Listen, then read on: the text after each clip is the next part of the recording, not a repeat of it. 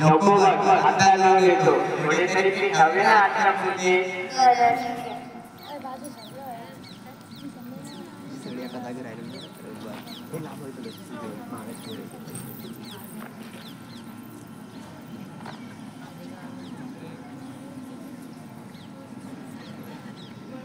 माता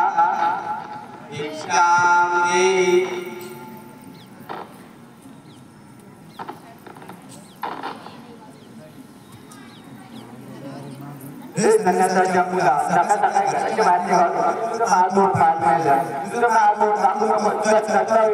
तुझ्या मागमध्ये भिक्षा पण मागायची नाही तुझ्या माग मराठी भिक्षा पण नाही विष्णू काका फार जास्त नाही हो मागायचं माझी भावंड घरी उपाशी आहे त्यांच्या उदरनिर्वाहाची चिंता आहे म्हणून तर आलोय गावात ज्ञानदेवा अजून बोलतो मुलांनो तुम्हाला खेळ सांगू हातीचे गोळे बनवा याला मारा वापस येणार नाही भिक्षा पाहिजे तुला काम देतो हे भिक्षा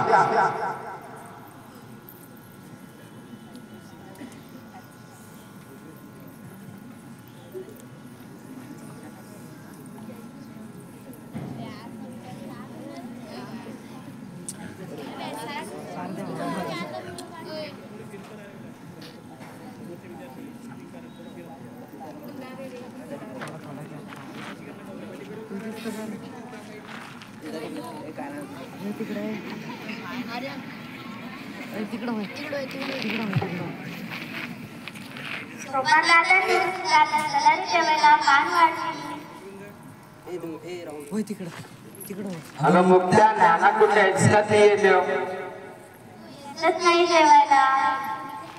काय झालं त्याला माहिती मागाची भिक्षा मागायला गेला आणि ते झोळी ठेवून कुटीमध्ये बसलाय झोळी उघडून बघलं तर काय त्यात कोणीतरी माती आणि शेण टाकलंय चल मग आपण बोलू त्याला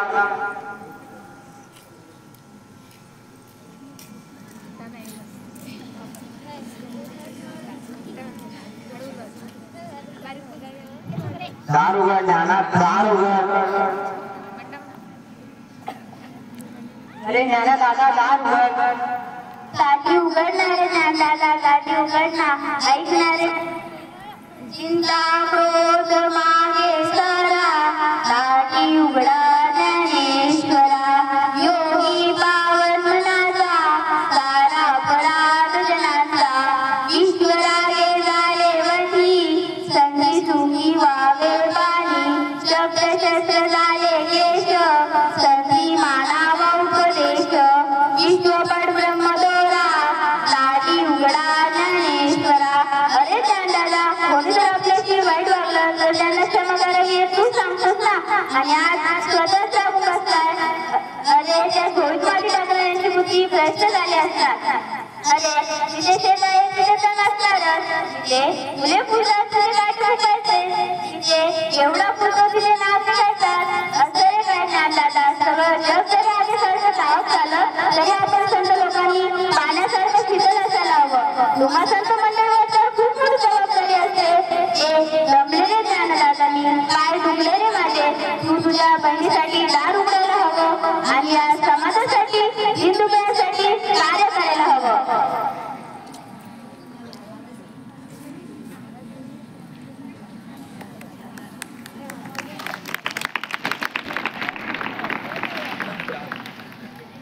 मुक्ता तू खरं बोलते तू आज माझे डोळे उघडले मी माझा राग घेऊन फक्त समाजासाठीच कार्य करणार